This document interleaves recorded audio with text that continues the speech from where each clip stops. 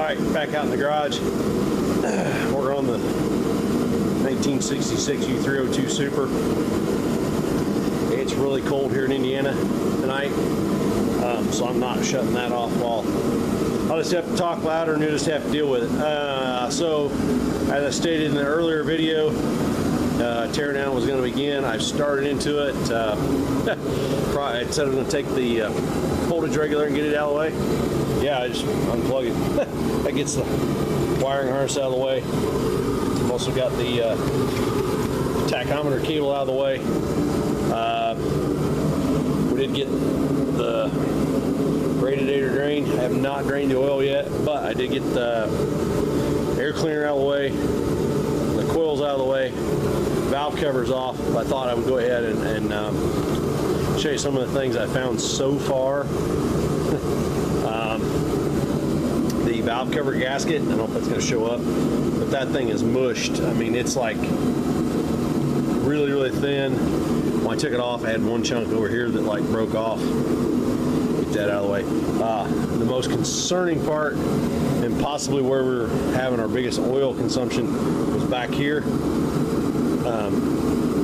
The gasket is, they tighten it down so tight that it's completely pushed out, and I mean, it wasn't sealing anything back there. Hopefully that shows up.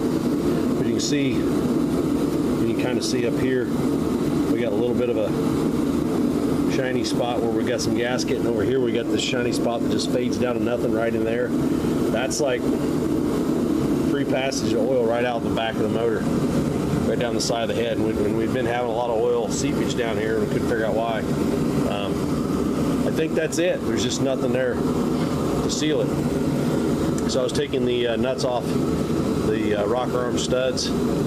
That one came off fine. This one the back one came off fine. Lock nut. Same with this one. The front one, I think, is bent. It came out okay.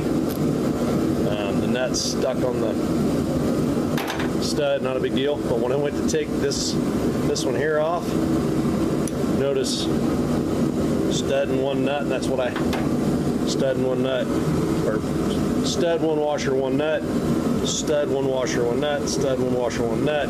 This one, there's a stack of flat washers in there. So I don't know if the nut is seized on the stud or what, but anyway,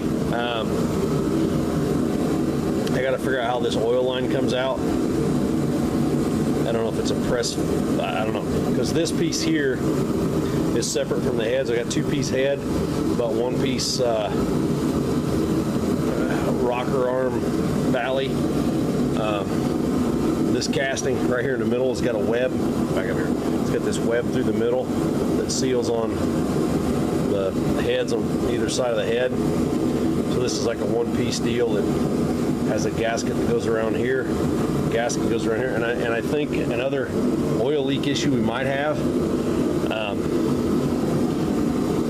I don't know if I can get. Yeah. Let me do this. Let's go here.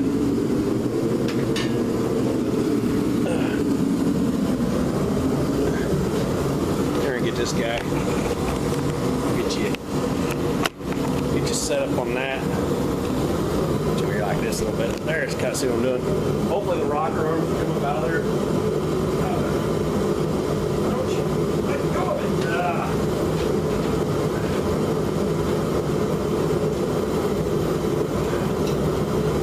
it. Almost easier when the studs come out.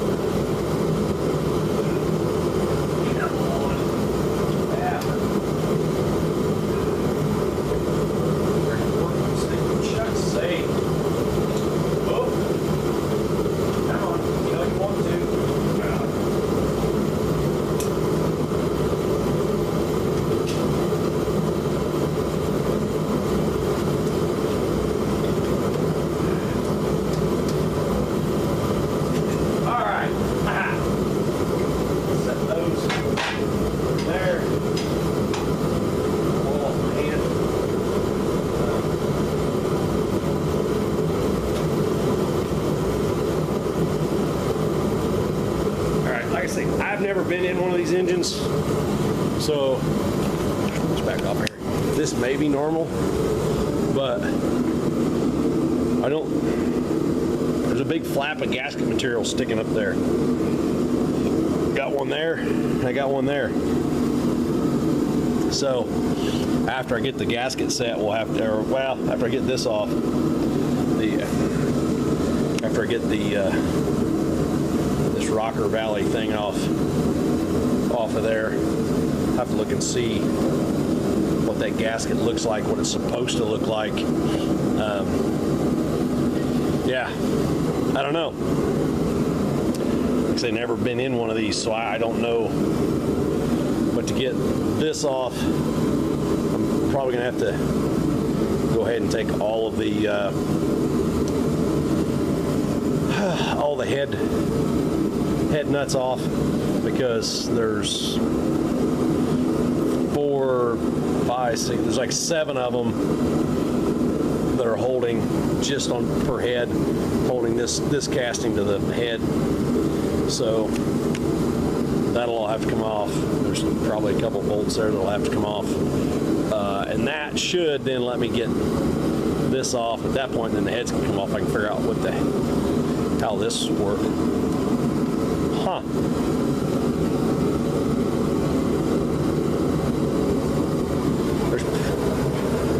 Probably if I turn that over, there's probably a hole up there in the bottom that sits in and pumps oil up into that hollow rocker shaft. Anyway, that's where I'm at.